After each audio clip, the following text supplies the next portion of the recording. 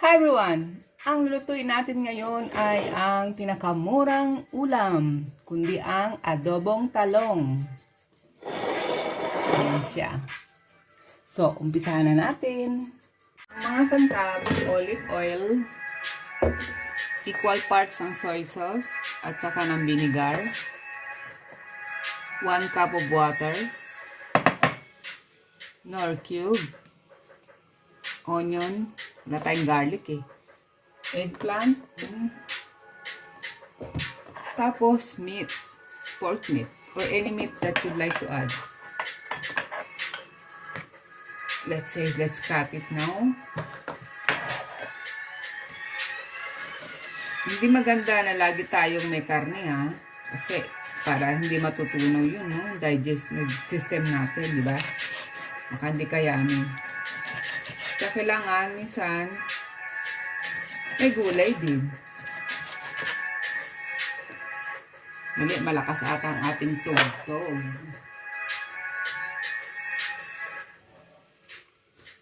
Baka tayo magsayaw na lang dito. Ayan. Kailangan talagang para ang ating digestive system mag-work, alternate nyo yan. Huwag masyadong karne. Diba? Meron pa nga yung sinasabi nila na triangle, diba? Na mas maraming gulay, mas maraming prutas, isda, ganyan. Talagang parang balance ang diet.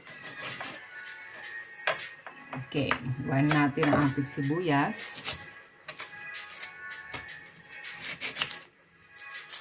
Ang sibuyas ay maganda siya para sa yung hindi ka magkakaroon ng cold.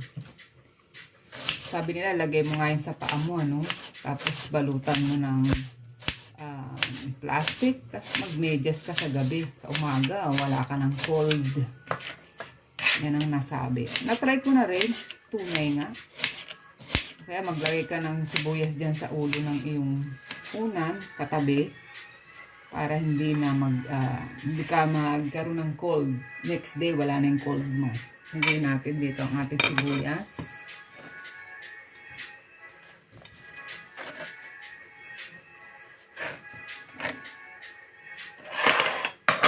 Itong mga eggplant, hugasan ko muna.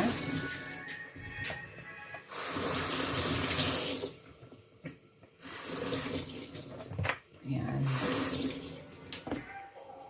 Ito natin lagay.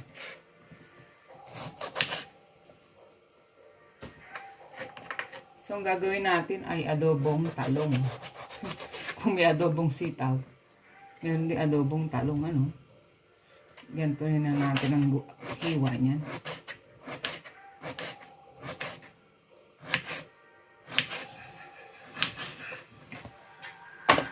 Ayan.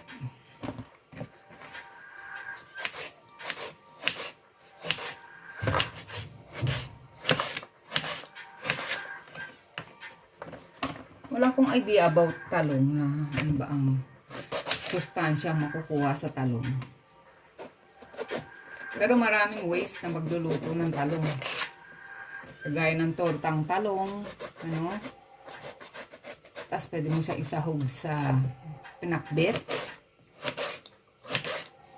So, tatry ko nga next time yung tortang talong. Ayan.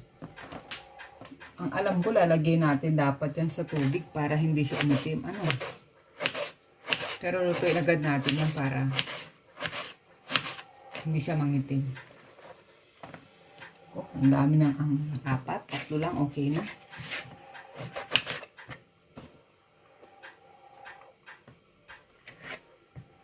Huwain natin siyang pahaba. Maganda nga itong nabili kong talong, no?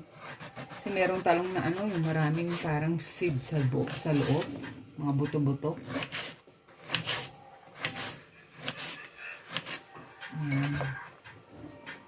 Ay, as a matter of fact, Wednesday ko pa yan binili. Sabado na ngayon. Pasira na yan. Kaya saka ako masira, yan na iluto ko. Ngayong araw na to.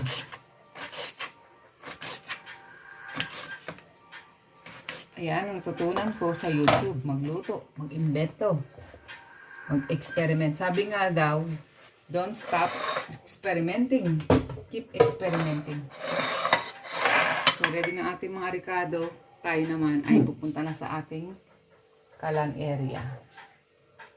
Ilagay na natin ang olive oil. I normally use olive oil. Mas marami kasi yung talong. Maano yan mag-absorb ng mantika.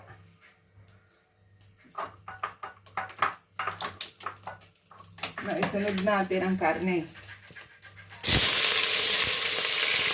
Yan talagang pagluluto ko. Karne muna para talagang ma-extract yung kanyang flavor. Sunod na natin ang sibuyas.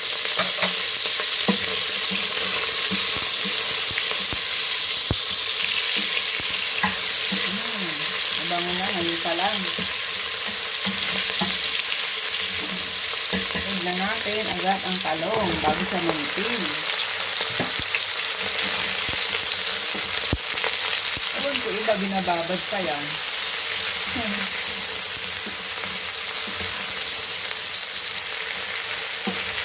Buti, kaserolang sinaglutuan ko. Marami pala siya. Mamaya na natin lagay ang toyo at vinegar. Alam muna natin siya mag-extract yung kanyang flavor. Sila hali-haliin para talagang equally cook siya, no?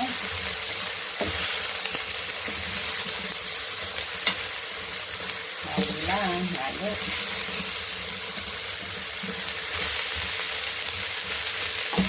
Very simple lang ating dinner today. Takpan natin konti. Babalikan natin, mamaya lagyan natin na siya ng kanyang tubig. Tingnan na natin siya. Ating bisitahin. Ating niluluto. Ayan. Pwede natin lagyan ng sabaw. Isang cup lang yun, ha.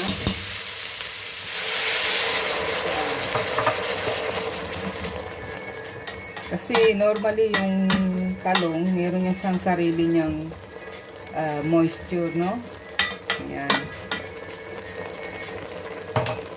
Add na rin natin ang ating cube.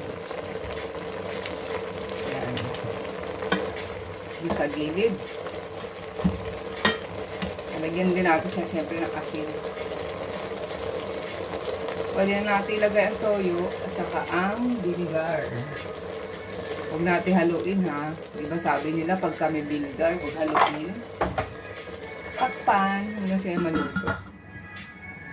Balikan natin siya mamaya. Ating bisitahin ang ating niluluto.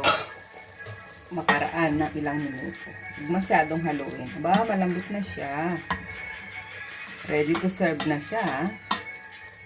Very simple, very easy, very cheap. Kano lang ang talong, ano. Ayan. So, atin na siyang lagyan ng asin. Ayan. Normally, nilalagay kong asin sa dulo kasi mag-evaporate lang yun, diba? So, haluin ng kaunti. Okay.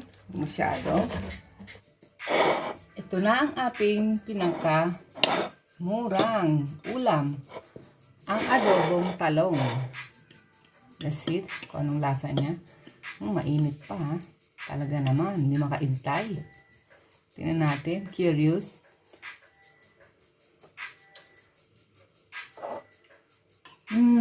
Sarap niya. Si Jane Jarvis po ito. Maraming salamat lagi sa panonood nyo sa aking mga video. Hanggang sa muli. Bye-bye.